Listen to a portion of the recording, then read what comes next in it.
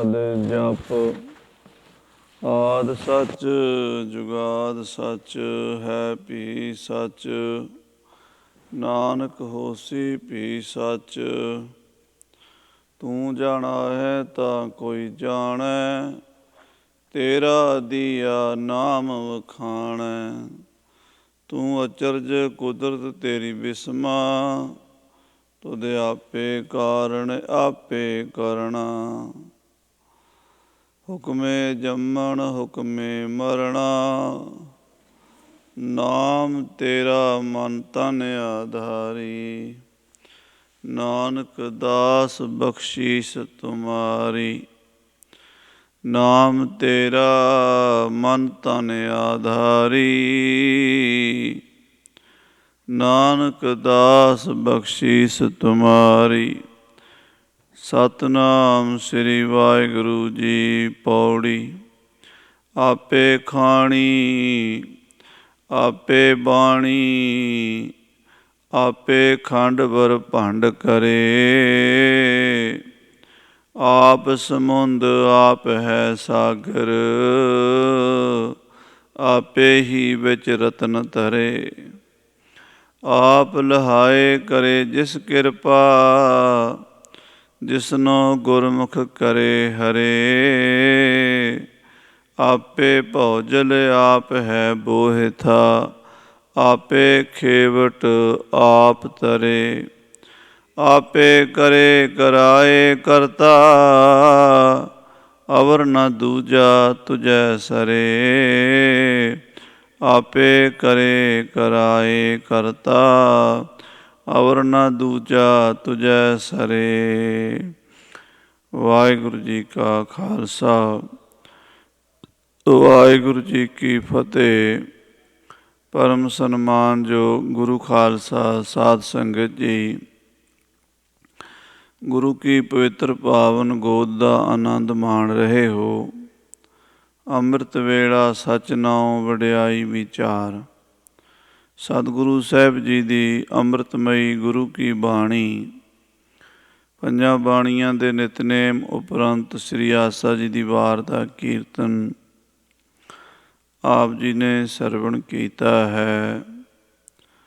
ਔਰ ਗੁਰੂ ਕੀ ਅੰਮ੍ਰਿਤਮਈ ਗੁਰਬਾਣੀ ਦੀ ਲੜੀਵਾਰ ਕਥਾ, ਜੋ ਬਿਹਾਗੜੇ ਦੀ ਵਾਰ ਸ੍ਰੀ ਗੁਰੂ ਰਾਮਦਾਸ ਮਹਾਰਾਜ ਨੇ ਉਚਾਰਨ ਕੀਤੀ ਹੈ, ਹਰ ਰੋਜ਼ ਆਪ ਜੀ ਸਰਵਣ ਕਰ ਰਹੇ ਹੋ। ਸੱਚੇ ਪਾਤਸ਼ਾਹ ਜੀ ਮਹਾਰਾਜ ਨੇ ਕਲਯੁਗੀ ਜੀਵਾਂ ਉੱਤੇ ਬੜੀ ਕਿਰਪਾ ਕਰਕੇ ਗੁਰਬਾਣੀ ਦਾ ਇਹ ਅਨਮੋਲ ਖਜ਼ਾਨਾ ਸਾਨੂੰ ਬਖਸ਼ਿਆ ਹੈ। ਪ੍ਰਭ ਬਾਣੀ ਸ਼ਬਦ ਸੁਭਾਖਿਆ, ਗਾਵੋ ਸੁਣੋ ਪੜ੍ਹੋ ਨਿਤ ਭਾਈ। ਗੁਰ ਪੂਰੈ ਤੂੰ ਰਾਖਿਆ। ਸਤਿਗੁਰੂ ਜੀ ਕਿਰਪਾ ਕਰ ਰਹੇ ਹਨ। ਪੌੜੀ ਦੇ ਵਿੱਚ ਅਕਾਲ ਪੁਰਖ ਵਾਹਿਗੁਰੂ ਦੀ ਸਾਰੀ ਖੇਡ, ਕਿਸ ਤਰ੍ਹਾਂ ਵਾਹਿਗੁਰੂ ਆਪ ਹੀ ਕਰਤਾ ਹੈ, ਆਪ ਹੀ ਭੁਗਤਾ ਹੈ, ਆਪ ਹੀ ਸਾਰਿਆਂ ਤੋਂ ਨਿਰਲੇਪ ਹੈ। ਸਾਰੇ ਰੰਗਾਂ ਰੂਪਾਂ ਵਿੱਚ ਕੀੜੀ ਵੀ ਆਪ ਬਣਿਆ ਹੋਇਆ ਹੈ, ਹਾਥੀ ਵੀ ਆਪ ਬਣਿਆ ਹੋਇਆ ਹੈ, ਅਤੇ ਜਿਤਨਾ ਵੀ ਪਸਾਰਾ ਹੈ ਦ੍ਰਿਸ਼ਟੀ ਗੋਚਰ ਮਾਇਆ ਦਾ, ਉਹ ਸਾਰਾ ਹੀ ਪਰਮੇਸ਼ਰ ਨੇ ਆਪ ਧਾਰਨ ਕੀਤਾ ਹੋਇਆ ਹੈ। ਬਲਿਹਾਰੀ ਕੁਦਰਤ ਵਸਿਆ, ਤੇਰਾ ਅੰਤ ਨਾ ਜਾਈ ਲਖਿਆ। ਵਾਹਿਗੁਰੂ ਜੀ ਤੁਹਾਡੇ ਤੋਂ ਬਲਿਹਾਰ ਜਾਈਏ, ਕੁਰਬਾਨ ਜਾਈਏ, ਵਾਰੇ ਵਾਰੇ ਜਾਈਏ ਕਿ ਤੁਸੀਂ ਆਪਣੀ ਕੁਦਰਤ ਵਿੱਚ ਆਪ ਹੀ ਵਸ ਰਹੇ ਹੋ। ਸੋ ਸੱਚੇ ਪਾਤਸ਼ਾਹ ਜੀ ਸਭ ਕੁਛ ਆਪੇ ਆਪ ਕਰਦੇ ਹਨ। ਆਪੇ ਭਾਂਡੇ ਸਾਜੀਅਨ, ਆਪੇ ਪੂਰਨ ਦੇ।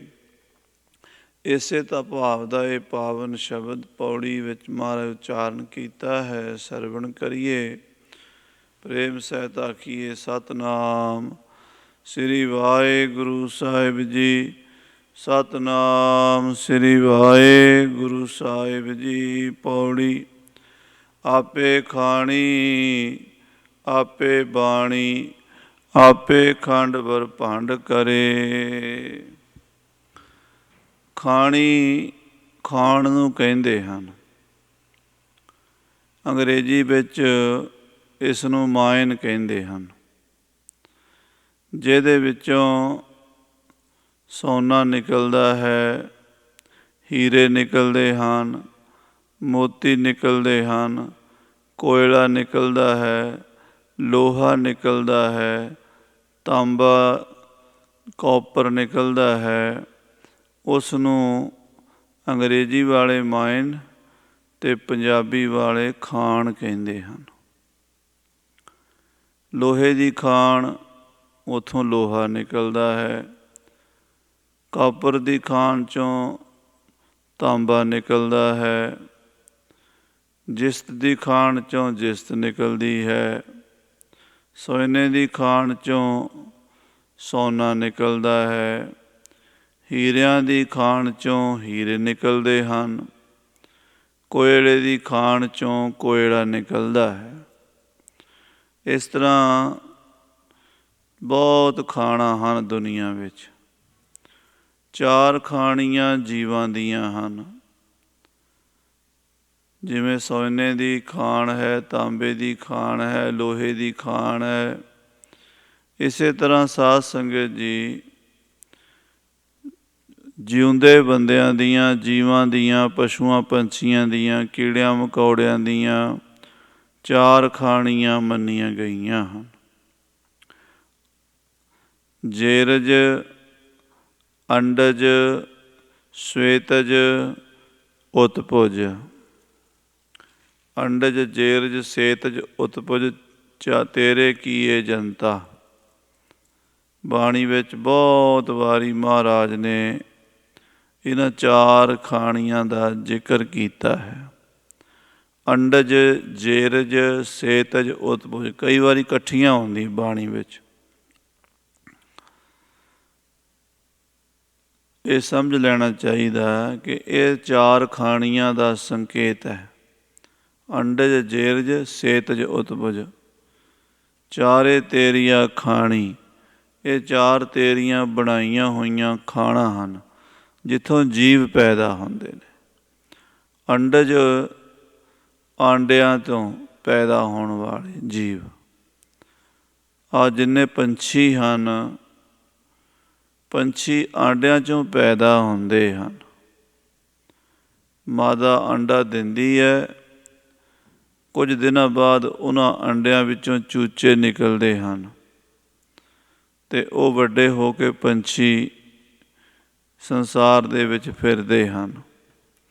ਔਰ ਸੱਪ, ਕਿਰਲੀਆਂ ਇਹ ਵੀ ਇਸ ਤਰ੍ਹਾਂ ਦੇ ਛੋਟੇ ਛੋਟੇ ਕੀੜੇ ਹਨ ਜਿਹੜੇ ਆਂਡਿਆਂ ਵਿੱਚੋਂ ਹੀ ਪੈਦਾ ਹੁੰਦੇ ਹਨ। ਸੱਪ ਦੇ ਵੀ ਆਂਡੇ ਹੁੰਦੇ ਹਨ, ਪੰਛੀਆਂ ਦੇ ਵੀ ਆਂਡੇ ਹੁੰਦੇ ਹਨ। ਸੱਪਣੀ 101 ਆਂਡਾ ਦਿੰਦੀ ਹੈ ਅਤੇ ਉਹਦੇ ਆਲੇ ਦੁਆਲੇ ਘੇਰਾ ਪਾ ਕੇ ਬੈਠ ਜਾਂਦੀ ਹੈ। ਜਦੋਂ ਆਂਡਿਆਂ ਵਿੱਚੋਂ ਬੱਚੇ ਨਿਕਲਦੇ ਨੇ ਆਪ ਹੀ ਖਾ ਜਾਂਦੀ ਹੈ।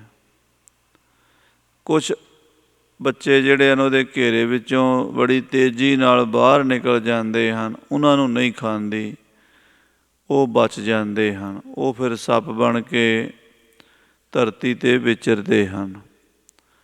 ਇਸੇ ਤਰ੍ਹਾਂ ਪੰਛੀਆਂ ਦੀ ਆਂਡਿਆਂ ਦੀ ਖਾਣੀ ਹੈ। ਇਹਨੂੰ ਅੰਡਜ ਕਹਿੰਦੇ। ਜੋ ਮੈਨੇ ਜੰਮੇ ਹੋਏ, ਅੰਡਜ ਮੈਨੇ ਅੰਡਾ, ਜੋ ਅੰਡੇ 'ਚੋਂ ਪੈਦਾ ਹੁੰਦਾ ਹੈ ਉਹਨੂੰ ਅੰਡਜ ਕਹਿੰਦੇ ਹਨ।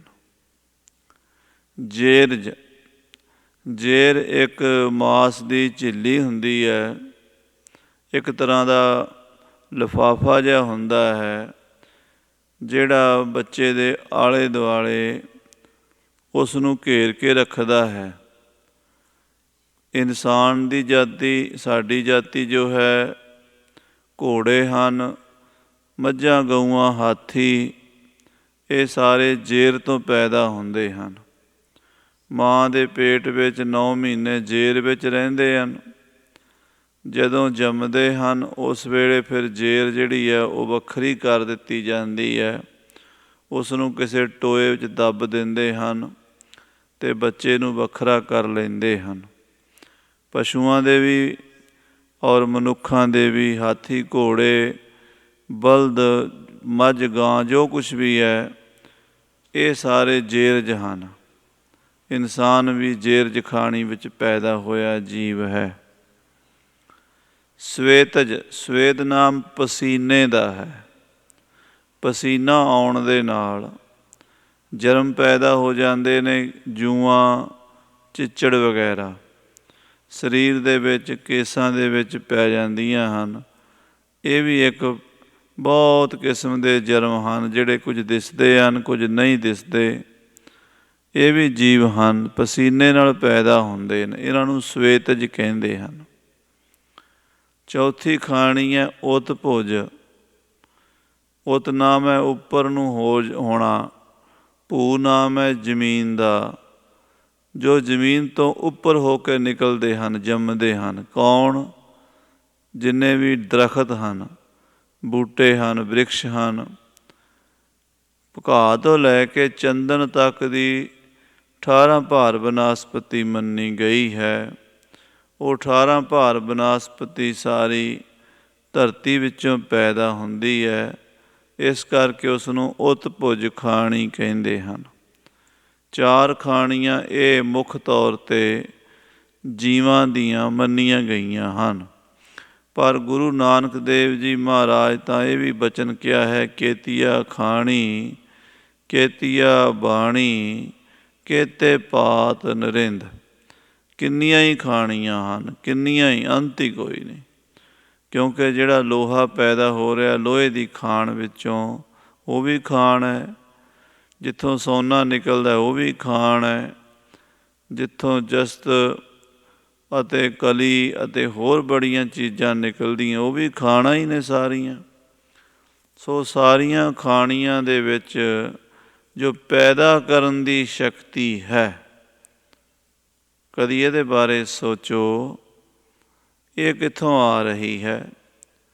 ਮਾਂ ਦੇ ਪੇਟ ਵਿੱਚ 9 ਮਹੀਨੇ ਬੱਚਾ ਕਿਸ ਤਰ੍ਹਾਂ ਪਲਦਾ ਹੈ, ਕਿਸ ਤਰ੍ਹਾਂ ਜਨਮ ਲੈਂਦਾ ਹੈ, ਇਹ ਅਕਾਲ ਪੁਰਖ ਦੀ, ਪਰਮਾਤਮਾ ਦੀ, ਵਾਹਿਗੁਰੂ ਦੀ ਕਰਾਮਾਤ ਨਹੀਂ ਤਾਂ ਹੋਰ ਕੀ ਹੈ?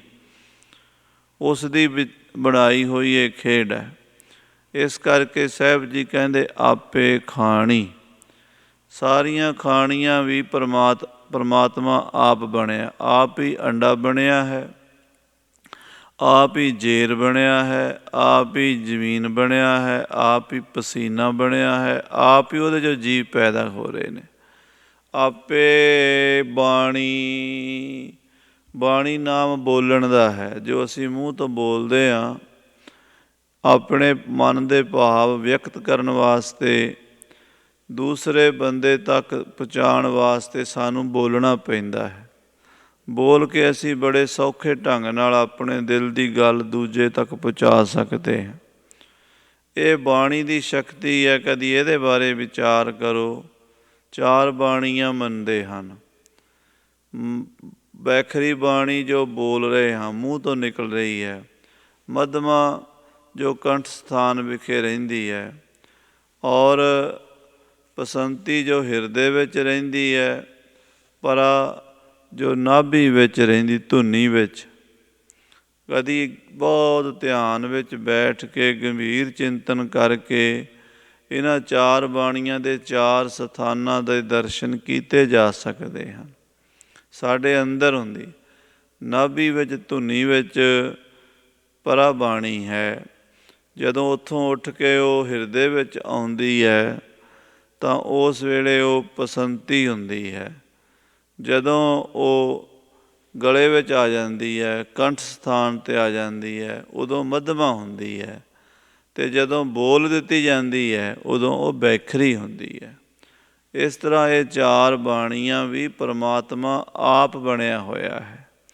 ਬਾਣੀ ਦੀ ਸ਼ਕਤੀ ਜੇ ਨਾ ਹੋਵੇ ਸਾਡੇ ਕੋਲ, ਅਸੀਂ ਵੀ ਪਸ਼ੂਆਂ ਦੀ ਤਰ੍ਹਾਂ ਜੰਗਲਾਂ ਵਿੱਚ ਰਹਿੰਦੇ। ਇਹ ਬੰਦੇ ਕੋਲ ਜਿਹੜੀ ਬਾਣੀ ਦੀ ਸ਼ਕਤੀ ਹੈ, ਭਾਵ ਵਿਅਕਤ ਕਰਨ ਦੀ, ਗੱਲਬਾਤ ਕਰਨ ਦੀ, ਇਸ ਨੇ ਬੰਦੇ ਨੂੰ ਇੰਨਾ ਡਿਵੈਲਪ ਕੀਤਾ ਹੈ ਕਿ ਉਹ ਪੂਰੀ ਧਰਤੀ ਦਾ ਰਾਜਾ ਬਣ ਗਿਆ ਹੈ। ਆਪਣੇ ਮਨ ਦੇ ਖਿਆਲ, ਆਪਣੀ ਬੋਲੀ ਦੇ ਰਾਹੀਂ ਅਸੀਂ ਦੂਜਿਆਂ ਨਾਲ ਸਾਂਝੇ ਕਰਦੇ ਹਾਂ, ਬੜੀ ਛੇਤੀ ਨਾਲ ਕੰਮ ਬਣ ਜਾਂਦਾ ਹੈ। ਅਤੇ ਜੇ ਇਹ ਬੋਲੀ ਨਾ ਹੁੰਦੀ, ਘਰ ਵਾਲੀ ਨੂੰ ਘਰ ਵਾਲਾ ਇਸ਼ਾਰੇ ਨਾਲ ਹੀ ਕਹਿੰਦਾ ਵੀ ਰੋਟੀ ਪਕਾ, ਉਹ ਨਾ ਸਮਝਦੀ, ਫਿਰ ਕੀ ਬਣਦਾ। ਨਾ ਕੋਈ ਅਫਸਰ ਆਪਣੇ ਨੌਕਰ ਨੂੰ ਕੋਈ ਕੰਮ ਕਹਿ ਸਕਦਾ, ਨਾ ਕੋਈ ਵਪਾਰੀ ਦੂਜੇ ਨਾਲ ਵਪਾਰ ਦੀ ਗੱਲ ਕਰ ਸਕਦਾ। ਇਸ ਤਰ੍ਹਾਂ ਜਿੰਨਾ ਵੀ ਬੋਲਣ ਦੀ ਸ਼ਕਤੀ ਹੈ, ਇਹ ਬੜੀ ਵੱਡੀ ਇੱਕ ਅਕਾਲ ਪੁਰਖ ਦੀ ਕਰਾਮਾਤ ਮਨੁੱਖ ਨੂੰ ਮਿਲੀ ਹੋਈ ਹੈ।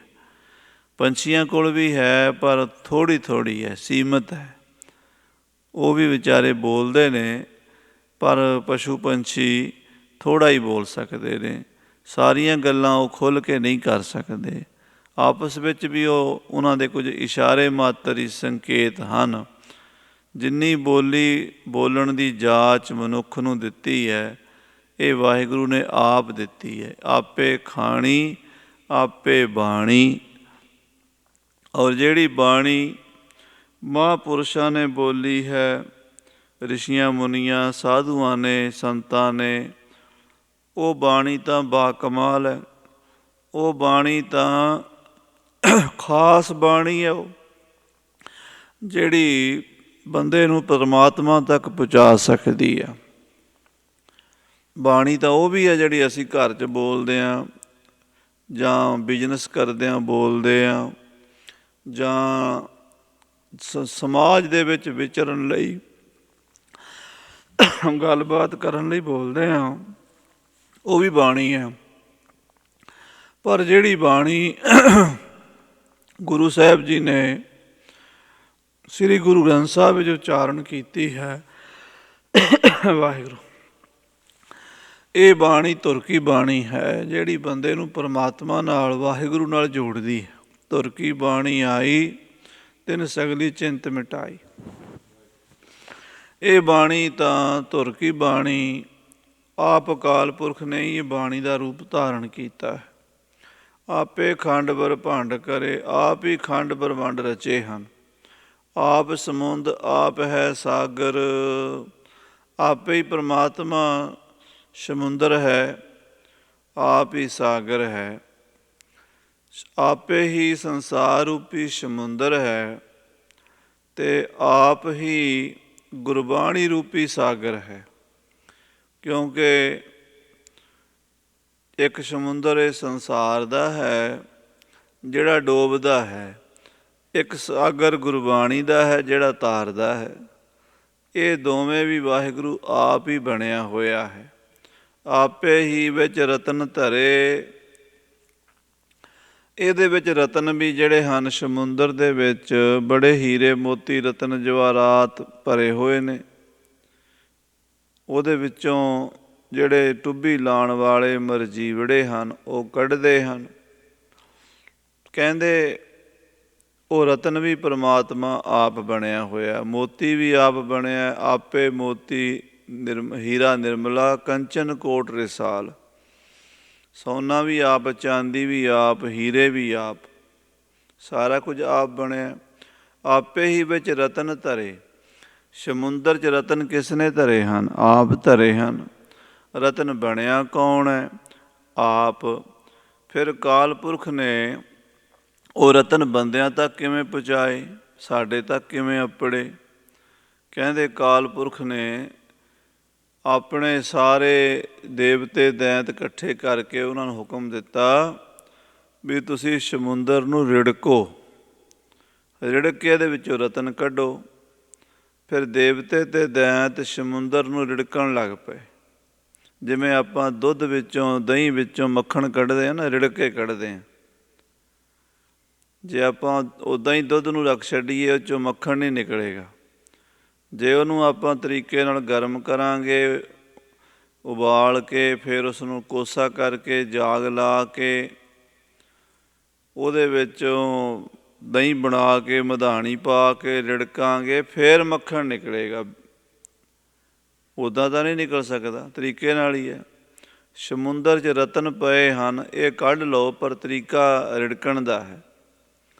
ਕਹਿੰਦੇ ਸਮੁੰਦਰ ਰਿੜਕਿਆ ਗਿਆ, ਗੁਰਬਾਣੀ ਵਿੱਚ ਬਹੁਤ ਵਾਰੀ ਮਹਾਰਾਜ ਨੇ ਜ਼ਿਕਰ ਕੀਤਾ ਹੈ, ਜਿਨ ਸਮੁੰਦ ਵਿਰੋਲਿਆ ਕਰ ਮੇਰ ਮਧਾਨ, 14 ਰਤਨ ਨਿਕਾਲਿਓਣ ਕੀ ਤੋਨ ਚਾਣਾਣ। ਉਹਦੇ ਵਿੱਚੋਂ ਫਿਰ 14 ਰਤਨ ਕੱਢੇ, 14 ਉਪ ਰਤਨ ਕੱਢੇ, 8 ਧਾਤਾਂ ਕੱਢੀਆਂ, 8 ਉਪ ਧਾਤਾਂ ਕੱਢੀਆਂ। ਉੱਚ ਸਰਵਾ ਘੋੜਾ ਕੱਢਿਆ, ਐਰਾਵਤ ਹਾਥੀ ਕੱਢਿਆ, ਕਾਮਧੇਨ ਗਊ ਕੱਢੀ। ਹੁਣ ਇਹ ਘੋੜਾ ਸਵਾਰੀ ਦੇ ਕੰਮ ਆਉਂਦਾ ਬੰਦੇ ਦੇ, ਹਾਥੀ ਸਵਾਰੀ ਦੇ ਕੰਮ ਆਉਂਦਾ ਹੈ, ਅਤੇ ਗਊ ਜਿਹੜੀ ਦੁੱਧ ਪੀਣ ਦਾ ਕੰਮ ਦਿੰਦੀ ਹੈ। ਇਸੇ ਤਰ੍ਹਾਂ ਸਾਰੰਗ ਧਨੁਸ਼ ਕੱਢਿਆ, ਜੰਗ ਦੇ ਮੈਦਾਨ ਵਿੱਚ ਦੁਸ਼ਮਣ ਨਾਲ ਯੁੱਧ ਕਰਨ ਲਈ ਧਨੁਸ਼ ਦੀ ਲੋੜ ਪੈਂਦੀ ਹੈ। ਇਸੇ ਤਰ੍ਹਾਂ ਬਹੁਤ ਸਾਰੇ ਅਸਤਰ ਸ਼ਸਤਰ, ਬਹੁਤ ਪ੍ਰਕਾਰ ਦੀ ਵਿੱਦਿਆ, ਜਿਹੜਾ ਧਨਵੰਤਰੀ ਵੈਦ ਉਹ ਕੱਢਿਆ। ਧਨਵੰਤਰੀ ਵੈਦ ਨੇ ਦੁਨੀਆ ਨੂੰ ਦਵਾਈਆਂ ਬਿਮਾਰੀਆਂ ਦਾ ਇਲਾਜ ਦੱਸਿਆ, ਵੀ ਇਹ ਬਿਮਾਰੀ ਦਾ ਇਹ ਇਲਾਜ ਹੈ, ਇਸ ਬਿਮਾਰੀ ਦਾ ਇਹ ਇਲਾਜ ਹੈ। ਆ ਸ਼ਰਾਬ ਕੱਢੀ, ਸੁੱਖਾ ਭੰਗ ਜਿਹਨੂੰ ਕਹਿੰਦੇ, ਉਹ ਕੱਢਿਆ। ਕਿਉਂ ਕੱਢੇ? ਕਿਉਂਕਿ ਜਦੋਂ ਕਿਸੇ ਬੰਦੇ ਦਾ ਆਪਰੇਸ਼ਨ ਕਰਨਾ ਹੁੰਦਾ ਸੀ, ਕਿਸੇ ਦੇ ਸਰੀਰ 'ਚ ਕੋਈ ਰਸੌਲੀ, ਕੋਈ ਫੋੜਾ ਹੋ ਜਾਂਦਾ ਸੀ, ਉਹਦਾ ਆਪਰੇਸ਼ਨ ਕਰਨ ਲਈ ਉਹਨੂੰ ਬੇਹੋਸ਼ ਕਰਨਾ ਪੈਂਦਾ ਸੀ। ਉਹ ਫਿਰ ਜਦੋਂ ਇੱਦਾਂ ਉਹਦਾ ਚੀਰ ਫਾੜ ਕਰੀਏ, ਉਹ ਆਉਂਦੀ ਨਹੀਂ। ਉਹਨੂੰ ਫਿਰ ਬੇਹੋਸ਼ ਕਰਨ ਲਈ ਸ਼ਰਾਬ ਪਿਆ ਦਿੰਦੇ ਸੀ ਜਾਂ ਭੰਗ ਪਿਆ ਦਿੰਦੇ ਸੀ। ਉਹ ਨਸ਼ੇ 'ਚ ਪੈ ਜਾਂਦਾ ਸੀ, ਉਹਦਾ ਫਿਰ ਚੀਰ ਫਾੜ ਕਰ ਦਿੰਦੇ ਸੀ। ਕੁਦਰਤ ਨੇ ਕੋਈ ਚੀਜ਼ ਗਲਤ ਨਹੀਂ ਬਣਾਈ, ਬੰਦੇ ਨੇ ਉਹਦੀ ਗਲਤ ਵਰਤੋਂ ਕਰ ਲਈ। ਜਦੋਂ ਉਹ ਸ਼ਰਾਬ ਦਾ ਬੰਦੇ ਨੂੰ ਪਤਾ ਲੱਗਾ ਵੀ ਇਹਦਾ ਤਾਂ ਸਰੂਰ ਬੜਾ ਹੁੰਦਾ, ਉਹ ਰੋਜ਼ ਹੀ ਪੀਣ ਲੱਗ ਪਏ, ਉਹ ਬਿਮਾਰੀ ਬਣ ਗਈ। ਭਾਈ ਸਾਹਿਬ ਭਾਈ ਗੁਰਦਾਸ ਜੀ ਨੇ ਆਪਣੀ ਬਾਣੀ ਵਿੱਚ ਲਿਖਿਆ ਹੈ ਕਿ ਉਹੀ ਸ਼ਰਾਬ ਜਿਹੜੀ ਬੰਦਾ ਪੀ ਕੇ ਬੇਹੋਸ਼ ਹੋ ਜਾਂਦਾ, ਜੇ ਪੂਰੀ ਬੋਤਲ ਪੀਏਗਾ ਅਤੇ ਬੇਹੋਸ਼ ਹੋਏਗਾ। ਅਤੇ ਕਹਿੰਦੇ ਜੇ ਕਿਸੇ ਬੰਦੇ ਨੂੰ ਠੰਡ ਲੱਗੀ ਹੋਵੇ, ਨਮੋਨੀਆ ਹੋਇਆ ਹੋਵੇ, ਅਤੇ ਨਮੋਨੀਏ ਨਾਲ ਉਹ ਬੇਹੋਸ਼ ਹੋਇਆ ਹੋਵੇ, ਠੰਡ ਲੱਗੀ ਹੋਵੇ ਅਤੇ ਠੰਡ ਨਾਲ ਬੇਹੋਸ਼ ਪਿਆ ਹੋਵੇ, ਅਤੇ ਉਹਦੇ ਮੂੰਹ 'ਚ 2 ਚਮਚੇ ਸ਼ਰਾਬ ਪਾ ਦੇ, ਉਹਨੂੰ ਹੋਸ਼ ਆ ਜਾਂਦੀ ਹੈ। ਉਹ ਦਵਾਈ ਬਣ ਗਈ। ਉਹੀ ਦਵਾਈ ਲੋਕਾਂ ਨੇ ਬਿਮਾਰੀ ਬਣਾ ਲਈ। ਤੋ ਇਹ ਚੀਜ਼ਾਂ ਜਦੋਂ ਸਮੁੰਦਰ 'ਚੋਂ ਨਿਕਲੀਆਂ ਸਨ, ਤਾਂ ਉਹ ਜਿਹੜੀਆਂ ਜੋਕਾਂ ਹੁੰਦੀਆਂ ਨੇ, ਜੋਕਾਂ ਛੋਟੀਆਂ ਛੋਟੀਆਂ ਕਾਲੇ ਰੰਗ ਦੀਆਂ ਫਿਰਦੀਆਂ ਹੁੰਦੀਆਂ, ਇਹ ਵੀ ਸਮੁੰਦਰ 'ਚੋਂ ਰਤਨ ਨਿਕਲਿਆ ਹੈ। ਅੱਜ ਆਪਾਂ ਇਹਦੀ ਕੋਈ ਕਦਰ ਨਹੀਂ ਕਰਦੇ, ਪਰ ਇਹਨੂੰ ਰਤਨਾਂ 'ਚ ਸ਼ੁਮਾਰ ਕੀਤਾ। ਜਿੱਥੇ ਕਿਸੇ ਦੇ ਫੋੜਾ ਫਿਣਸੀ ਹੁੰਦੀ ਸੀ ਖੂਨ ਖਰਾਬ ਹੋਣ ਕਰਕੇ, ਉਹਦੇ ਉੱਤੇ ਜੋਕਾਂ ਲਾ ਦਿੰਦੇ ਸੀ। ਜੋਕਾਂ ਗੰਦਾ ਖੂਨ ਪੀ ਲੈਂਦੀਆਂ ਸੀ, ਜਦੋਂ ਖੂਨ ਖਤਮ ਹੋ ਜਾਂਦਾ ਸੀ ਉਹ ਡਿੱਗ ਪੈਂਦੀਆਂ ਸੀ, ਮਰ ਜਾਂਦੀਆਂ ਸੀ। ਇਸੇ ਤਰ੍ਹਾਂ ਸਾਧ ਸੰਗਤ ਜੀ, ਸੋਨਾ ਚਾਂਦੀ ਆਦਿਕ ਰਤਨ ਜਿਹੜੇ ਆ ਪਦਾਰਥ ਨੇ, ਇਹ ਵੀ ਨਿਕਲੇ। ਤੋ ਰਤਨ ਪਾਏ ਕਿਸ ਨੇ ਹਨ? ਗੁਰੂ ਰਾਮਦਾਸ ਕਹਿੰਦੇ ਆਪੇ ਹੀ ਵਿੱਚ ਰਤਨ ਧਰੇ। ਸਮੁੰਦਰ 'ਚ ਰਤਨ ਪਾਏ ਅਤੇ ਆਪ ਹੀ ਕਢਾਏ, ਕਿਉਂਕਿ ਇਨਸਾਨ ਨੂੰ, ਸਮਾਜ ਨੂੰ, ਦੁਨੀਆ ਨੂੰ ਲੋੜ ਸੀਗੀ।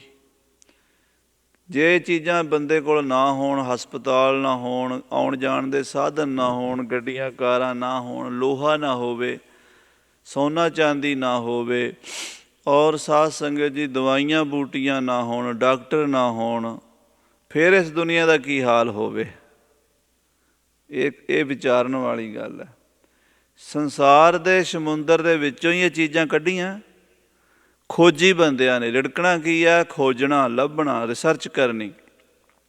ਆਹ ਕਰੋਨਾ ਦੀ ਬਿਮਾਰੀ ਨੂੰ ਲਗਭਗ 8 ਮਹੀਨੇ ਹੋ ਗਏ ਨੇ, ਸਾਲ ਹੀ ਹੋ ਚੱਲਿਆ, ਅਤੇ ਅਜੇ ਤੱਕ ਰਿਸਰਚ ਚੱਲ ਹੀ ਰਹੀ ਹੈ ਨਾ, ਵੀ ਉਹਦੀ ਜਿਹੜੀ ਆ ਕੋਈ ਵੈਕਸੀਨ ਬਣ ਜਾਵੇ, ਕੋਈ ਦਵਾਈ ਬਣ ਜਾਵੇ, ਵੀ ਠੀਕ ਹੋ ਜਾਣ, ਕਿ ਕੋਈ ਨਾ ਕੋਈ ਸਮਾਂ ਆਵੇਗਾ, ਉਸ ਚੀਜ਼ ਪ੍ਰਗਟ ਹੋ ਜਾਏਗੀ। ਇਸ ਤਰ੍ਹਾਂ ਉਹਨਾਂ ਮਹਾਂਪੁਰਸ਼ਾਂ ਨੇ, ਰਿਸ਼ੀਆਂ ਨੇ, ਸਾਧੂਆਂ ਨੇ, ਸੰਤਾਂ ਨੇ ਸੰਸਾਰ ਰੂਪੀ ਇਹ ਸਮੁੰਦਰ ਦੇ ਵਿੱਚੋਂ ਰਤਨ ਕੱਢੇ ਸਨ। ਮਹਾਰਾਜ ਕਹਿੰਦੇ ਆਪ ਹੀ ਪਰਮਾਤਮਾ ਸਮੁੰਦਰ ਬਣਿਆ, ਆਪ ਹੀ ਰਤਨ ਬਣਿਆ, ਆਪ ਹੀ ਉਹਨਾਂ ਰਤਨਾਂ ਨੂੰ ਖੋਜਣ ਵਾਲਾ ਖੋਜੀ ਬਣਿਆ, ਆਪ ਹੀ ਰਤਨਾਂ ਨੂੰ ਪ੍ਰਗਟ ਕੀਤਾ। ਆਪ ਲਹਾਏ ਕਰੇ ਜਿਸ ਕਿਰਪਾ। ਲਹਾਏ ਮੈਨੇ ਦਿਖਾਉਂਦਾ ਹੈ, ਸ਼ਬਦ ਲਖ ਹੈ। ਆਮ ਆਪਾਂ ਲੱਖ ਬੋਲ ਦਿੰਦੇ ਹਾਂ ਪਾਠ ਕਰਨ ਲੱਗਿਆਂ, ਕਈ ਵਾਰੀ ਅਲੱਖ ਬੋਲਦੇ, ਅਲੱਖ ਨਹੀਂ ਹੈ, ਅਲਖ। ਲਖ ਹੁੰਦਾ ਦੇਖਣਾ, ਲਖਣਾ। ਅਤੇ ਲਹਾਏ ਸ਼ਬਦ ਉੱਥੋਂ ਬਣਿਆ ਗੁਰੂ ਗ੍ਰੰਥ ਸਾਹਿਬ ਵਿੱਚ, ਪੰਜਾਬੀ ਵਿੱਚ। ਕਹਿੰਦੇ ਆਪ ਹੀ ਦਿਖਾਉਂਦਾ ਹੈ, ਆਪ ਹੀ ਦੇਖਣ ਦੀ ਜਿਹੜੀ ਸ਼ਕਤੀ ਹੈ, ਦੇਖਣ ਦੀ ਸਮਰੱਥਾ ਹੈ, ਵੀ ਆਹ ਚੀਜ਼ ਦੀ ਇਹ ਵੈਲਿਊ, ਆਹ ਚੀਜ਼ ਦੀ ਆਹ ਵੈਲਿਊ, ਆਹ ਚੀਜ਼ ਦੀ ਇਹ ਵੈਲਿਊ ਹੈ। ਇਹ ਕੌਣ ਕਰਦਾ? ਇਹ ਫੀਲਿੰਗ, ਅਨੁਭਵ ਜਿਸ ਨੂੰ ਕਹਿੰਦੇ ਆ, ਇਹ ਪ੍ਰਮਾਤਮਾ ਅੰਦਰ ਬੈਠਾ ਹੋਇਆ ਆਪ ਦਿੰਦਾ ਹੈ। ਡਾਕਟਰਾਂ ਨੂੰ, ਵੈਦਾਂ ਨੂੰ, ਹਕੀਮਾਂ ਨੂੰ ਜੜ੍ਹੀਆਂ ਬੂਟੀਆਂ ਵਿੱਚੋਂ ਵੀ ਆਹ ਜੜੀ ਦੀ ਆਹ ਦਵਾਈ ਬਣ ਸਕਦੀ ਆ, ਇਸ ਚੀਜ਼ ਦੀ ਆਹ ਦਵਾਈ ਬਣ ਸਕਦੀ ਹੈ, ਉਹ ਜਿਹੜੀ ਰਿਸਰਚ ਕਰਨ ਦੀ ਸ਼ਕਤੀ ਹੈ, ਉਹ ਜਿਹੜੀ ਫੀਲਿੰਗ ਹੈ, ਉਹ ਕੌਣ ਦਿੰਦਾ ਹੈ? ਉਹ ਆਪ ਦਿੰਦਾ, ਅੰਦਰ ਬੈਠਾ ਹੋਇਆ ਨਾ। ਆਪ ਲਹਾਏ ਕਰੇ ਜਿਸ ਕਿਰਪਾ। ਜਿਸ 'ਤੇ ਕਿਰਪਾ ਕਰਦਾ ਉਹਨੂੰ ਇਹਨਾਂ ਰਤਨਾਂ ਦੀ ਵੈਲਿਊ ਦਾ ਪਤਾ ਲੱਗਦਾ। ਜਿਸ ਨੂੰ ਗੁਰਮੁਖ ਕਰੇ ਹਰੇ, ਜਿਸ ਨੂੰ ਗੁਰਮੁਖ ਬਣਾ ਲੈਂਦਾ ਹੈ, ਉਸ ਦੇ ਪਰਦੇ ਹੀ ਚੁੱਕ ਦਿੰਦਾ ਹੈ, ਅਨੁਭਵ ਪ੍ਰਕਾਸ਼ ਕਰਾ ਦਿੰਦਾ ਹੈ, ਉਹਨੂੰ ਆਪਣਾ ਆਪ ਦਿਖਾ ਦਿੰਦਾ ਹੈ। ਕਿਸੇ ਨੂੰ ਤਾਂ ਇਹ ਚੀਜ਼ਾਂ ਦਿਖਾਉਂਦਾ ਵੀ ਆਹ ਚੀਜ਼ ਆ, ਆਹ ਚੀਜ਼ ਹੈ, ਆਹ ਚੀਜ਼ ਹੈ। ਆਹ ਸਾਇੰਸਦਾਨਾਂ ਨੂੰ, ਜਿੰਨੀ ਵੀ ਸਾਇੰਸ ਹੈ, ਜਿੰਨੀ ਵੀ ਅੱਜ ਕੱਲ੍ਹ ਵਿਗਿਆਨ ਹੈ, ਇਹਨਾਂ ਨੂੰ ਵੀ ਬਹੁਤ ਕੁਝ ਦਿਖਾ ਰਿਹਾ, ਪਰ ਉਹ ਬਾਹਰਲਾ ਦਿਖਾ ਰਿਹਾ, ਅਤੇ ਬ੍ਰਹਮ ਗਿਆਨੀ ਨੂੰ ਅੰਦਰਲਾ ਦਿਖਾ ਦਿੰਦਾ। ਸੈਂਟਰਲ ਪੁਆਇੰਟ ਇੱਥੋਂ ਕੰਮ ਸ਼ੁਰੂ ਹੁੰਦਾ, ਉਹ ਅੰਦਰਲਾ ਦੇਖ ਲੈਂਦਾ। ਪਰ ਕਿਰਪਾ ਤੋਂ ਬਿਨਾਂ ਕੁਛ ਨਹੀਂ ਹੁੰਦਾ। ਆਖੋ ਸ੍ਰੀ ਵਾਹਿਗੁਰੂ। ਆਪ ਲਹਾਏ ਕਰੇ ਜਿਸ ਕਿਰਪਾ। ਜਿਸ 'ਤੇ ਕਿਰਪਾ ਕਰਦਾ ਹੈ ਉਸ ਨੂੰ ਵਾਹਿਗੁਰੂ ਆਪਣਾ ਆਪ ਦਿਖਾਉਂਦਾ ਹੈ। ਜਿਸ ਨੂੰ ਗੁਰਮੁਖ ਕਰੇ ਹਰੇ, ਜਿਸ ਨੂੰ ਹਰੀ ਪਰਮਾਤਮਾ ਗੁਰਮੁਖ ਬਣਾ ਲੈਂਦਾ। ਆਪੇ ਭਉਜਲ ਆਪ ਹੈ ਬੋਹਿਥਾ, ਆਪੇ ਖੇਵਟ ਆਪ ਤਰੇ। ਆਪੇ ਹੀ ਇਹ ਸੰਸਾਰ ਰੂਪੀ ਡਰਾਉਣਾ ਸਾਗਰ ਹੈ, ਜਿਹਦੇ ਵਿੱਚ ਹਰ ਵੇਲੇ ਜੀਵ ਗੋਤੇ ਖਾਂਦੇ ਨੇ। ਕੀ ਬਣੇਗਾ, ਕੀ ਹੋਵੇਗਾ, ਕੀ ਕਰਾਂਗੇ, ਕਿੱਥੇ ਜਾਵਾਂਗੇ। ਟੈਨਸ਼ਨਾਂ, ਪਰੇਸ਼ਾਨੀਆਂ, ਚਿੰਤਾਵਾਂ ਇਸ ਮਨ ਦੇ ਵਿੱਚ ਇੱਦਾਂ ਘੁੰਮਣ ਘੇਰੀਆਂ, ਜਿਵੇਂ ਸਮੁੰਦਰ 'ਚ ਲਹਿਰਾਂ ਉੱਠਦੀਆਂ ਨੇ, ਇੱਦਾਂ ਇਸ ਮਨ ਦੇ ਵਿੱਚ ਲਹਿਰਾਂ ਉੱਠਦੀਆਂ। ਸੰਸਾਰ ਬੜਾ ਡਰਾਉਣਾ, ਬੜਾ ਭੈਭੀਤ ਕਰਨ ਵਾਲਾ, ਕਰੋੜਾਂ ਜਨਮਾਂ ਵਿੱਚ ਜੰਮੀ ਜਾਂਦਾ, ਮਰੀ ਜਾਂਦਾ, ਆਈ ਜਾਂਦਾ, ਦੁਖੀ ਹੋਈ ਜਾਂਦਾ। ਇਹ ਵੀ ਪਰਮਾਤਮਾ ਆਪ ਬਣਿਆ ਹੋਇਆ ਹੈ। ਆਪ ਹੈ ਬੋਹਿਥਾ। ਫਿਰ ਇਸ ਸਮੁੰਦਰ ਦੇ ਵਿੱਚ ਡੁੱਬਦੇ ਹੋਏ ਜੀਵ ਨੂੰ ਤਾਰਨ ਵਾਸਤੇ ਜਹਾਜ਼ ਵੀ ਆਪ ਬਣਦਾ ਹੈ। ਉਹ ਜਹਾਜ਼ ਕਿਹੜਾ ਹੈ? ਵਾਹਿਗੁਰੂ ਨਾਮ ਜਹਾਜ਼ ਹੈ, ਚੜ੍ਹੇ ਸੋ ਉਤਰੇ ਪਾਰ। ਫਿਰ ਕਹਿੰਦੇ ਆਪੇ ਖੇਵਟ। ਖੇਵਟ ਕਹਿੰਦੇ ਨੇ ਮਲਾਹ ਨੂੰ, ਜਿਹੜਾ ਉਸ ਜਹਾਜ਼ ਨੂੰ ਚਲਾਉਂਦਾ ਹੈ, ਡਰਾਈਵ ਕਰਦਾ ਹੈ। ਉਹ ਕੌਣ ਹੈ? ਉਹ ਸਤਿਗੁਰੂ ਨਾਨਕ ਦੇਵ ਜੀ ਹੈ। ਕਹਿੰਦੇ ਆਪ ਹੀ ਗੁਰੂ ਬਣਿਆ ਹੋਇਆ ਮਲਾਹ। ਆਪ ਤਰੇ। ਤਰਦਾ ਕੌਣ ਹੈ? ਉਹ ਜਿਹੜੇ ਜੀਵ ਜੰਤੂ ਤਰ ਰਹੇ ਨੇ, ਸਾਡੇ ਤੁਹਾਡੇ ਵਰਗੇ ਪਾਪੀ ਬੰਦੇ, ਉਹ ਵੀ ਆਪ ਹੀ ਹੈ, ਕਿਉਂਕਿ ਉਹਨਾਂ ਵਿੱਚ ਵੀ ਤਾਂ ਆਤਮਾ ਉਹਦੀ ਹੈ। ਉਹਨਾਂ ਵਿੱਚ ਕਿਹੜਾ ਦੂਸਰਾ ਬੈਠਾ ਹੋਇਆ? ਕਹਿੰਦੇ ਆਪ ਹੀ ਸੰਸਾਰ ਸਮੁੰਦਰ ਹੈ, ਆਪ ਹੀ ਉਹਦੀਆਂ ਲਹਿਰਾਂ ਹੈ, ਆਪ ਹੀ ਉਹਦੇ ਵਿੱਚੋਂ ਪਾਰ ਲੰਘਾਉਣ ਲਈ ਜਹਾਜ਼ ਬਣਿਆ ਨਾਮ ਰੂਪੀ, ਅਤੇ ਆਪ ਹੀ ਉਸ ਜਹਾਜ਼ ਨੂੰ ਚਲਾਉਣ ਵਾਲਾ ਡਰਾਈਵਰ ਗੁਰੂ ਬਣਿਆ ਹੋਇਆ, ਅਤੇ ਆਪ ਹੀ ਸਵਾਰੀਆਂ ਬਣ ਕੇ ਵਿੱਚ ਬੈਠਾ ਤਰ ਰਿਹਾ ਹੈ। ਆਪੇ ਕਰੇ ਕਰਾਏ ਕਰਤਾ, ਅਵਰ ਨਾ ਦੂਜਾ ਤੁਝੈ ਸਰੇ। ਆਪੇ ਹੀ ਕਰਦਾ ਹੈ, ਆਪ ਹੀ ਕਰਾਉਂਦਾ ਹੈ। ਹੇ ਮੇਰੇ ਵਾਹਿਗੁਰੂ, ਤੇਰੇ ਵਰਗਾ ਦੂਜਾ ਕੋਈ ਨਹੀਂ ਹੈ, ਕੋਈ ਨਹੀਂ ਹੈ। ਸੋ ਇਹ ਪਾਵਨ ਬਚਨ ਸਾਹਿਬ ਗੁਰੂ ਰਾਮਦਾਸ ਮਹਾਰਾਜ ਸੱਚੇ ਪਾਤਸ਼ਾਹ ਜੀ ਨੇ ਕਥਨ ਕੀਤੇ ਹਨ। ਆਓ ਸਰਵਣ ਸਮੇਂ ਦੇ ਲਿਹਾਜ਼ ਨਾਲ ਸਮਾਪਤੀ ਕਰੀਏ। ਸੱਚੇ ਪਾਤਸ਼ਾਹ ਕਿਰਪਾ ਕਰਨ ਇਹ ਬਚਨ ਸਾਡੇ ਹਿਰਦੇ 'ਚ ਵਸ ਕੇ ਉਸ ਪਰਮਾਤਮਾ ਦੀ ਆਪੇ ਆਪ ਜੋ ਵਰਤ ਰਹੀ ਕਲਾ ਹੈ, ਉਹ ਸਾਡੇ ਅਨੁਭਵ 'ਚ ਆਵੇ, ਅਤੇ ਅਸੀਂ ਇਸ ਭਵ ਸਾਗਰ ਤੋਂ ਪਾਰ ਲੰਘੀਏ। ਨਹੀਂ ਤਾਂ ਇਹ 84 ਲੱਖ ਜੂਨਾਂ ਦਾ ਗੇੜਾ ਇਤਨਾ ਭਿਆਨਕ ਹੈ ਕਿ ਇਹਦੇ ਵਿੱਚ ਪਿਆ ਹੋਇਆ ਮਨੁੱਖ ਦੀ ਜੂਨੀ ਸਾਰਿਆਂ ਤੋਂ ਜਿਹੜੀ ਹੈ ਉਹ ਸ੍ਰੇਸ਼ਟ ਮੰਨੀ ਜਾਂਦੀ ਹੈ। ਪਰ ਇਹਦੇ ਵਿੱਚ ਵੀ ਬੰਦੇ ਦੇ ਇੰਨੇ ਦੁੱਖ ਨੇ ਵੀ ਆਪਾਂ ਘਬਰਾ ਕੇ ਕਈ ਵਾਰੀ ਮਰਨ ਨੂੰ ਤਿਆਰ ਹੋ ਜਾਂਦੇ ਹਾਂ। ਅਤੇ ਜਿਹੜੀਆਂ ਦੂਜੀਆਂ ਜੂਨਾਂ ਨੇ ਉੱਥੇ ਤਾਂ ਇੰਨੀਆਂ ਸਹੂਲਤਾਂ ਹੈ ਹੀ ਕੋਈ ਨਹੀਂ।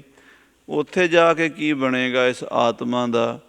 ਇਹ ਕਦੀ ਆਪਣੇ ਆਤਮਾ ਬਾਰੇ ਚਿੰਤਨ ਕਰਾਂਗੇ ਅਤੇ ਗੁਰੂ ਸਾਹਿਬ ਸੱਚੇ ਪਾਤਸ਼ਾਹ ਦੀ ਬਾਣੀ ਦਾ ਅਨੁਭਵ ਹੋਵੇਗਾ ਤਾਂ ਸਾਡਾ ਕਲਿਆਣ ਹੋਵੇਗਾ। ਇਤਨਾ ਬਚਨ ਪਾਠ ਕਰਨਾ। ਫਤਿਹ ਬੁਲਾਓ। ਵਾਹਿਗੁਰੂ ਜੀ ਕਾ ਖਾਲਸਾ, ਵਾਹਿਗੁਰੂ ਜੀ ਕੀ ਫਤਿਹ। ਰਾਮ ਕਲੀ ਮਹੱਲਾ ਤੀਜਾ। ਆਨੰਦ ਓਂਕਾਰ ਸਤਿਗੁਰ ਪ੍ਰਸਾਦ। ਆਨੰਦ ਪਿਆ ਮੇਰੀ ਮਾਏ, ਸਤਿਗੁਰੂ ਮੈਂ ਪਾਇਆ। ਸਤਿਗੁਰ ਤਾਂ ਪਾਇਆ ਸਹਿ ਸੇਤੀ, ਮਨ ਵਜੀਆਂ ਵਧਾਈਆਂ। ਰਾਗ ਰਤਨ ਪਰਿਵਾਰ ਭਰੀਆਂ, ਸ਼ਬਦ ਗਾਵਣ ਆਈਆਂ। ਸ਼ਬਦੋ ਤਾਂ ਗਾਵੋ ਹਰੀ ਕੇਰਾ, ਮਨ ਜਿਨੀ ਵਸਾਇਆ। ਕਹਿ ਨਾਨਕ ਆਨੰਦ ਹੋਆ, ਸਤਿਗੁਰੂ ਮੈਂ ਪਾਇਆ। ਏ ਮਨ ਮੇਰਿਆ ਤੂੰ ਸਦਾ ਰਹੁ ਹਰ ਨਾਲੇ, ਹਰ ਨਾਲ ਰਹੋ ਤੂੰ ਮਨ ਮੇਰੇ। ਦੁੱਖ ਸਭ ਵਿਸਾਰਣਾ, ਅੰਗੀਕਾਰ ਉਹ ਕਰੇ ਤੇਰਾ। ਕਾਰਜ ਸਭ ਸਵਾਰਣਾ, ਸਭਨਾ ਗੱਲਾਂ ਸਮਰੱਥ ਸੁਆਮੀ। ਸੋ ਕਿਉ ਮਨੋ ਵਿਸਾਰੇ, ਕਹਿ ਨਾਨਕ ਮਨ ਮੇਰੇ। ਸਦਾ ਰਹੁ ਹਰ ਨਾਲੇ, ਸਾਚੇ ਸਾਹਿਬਾ ਕਿਆ ਨਾਹੀ ਘਰ ਤੇਰਾ।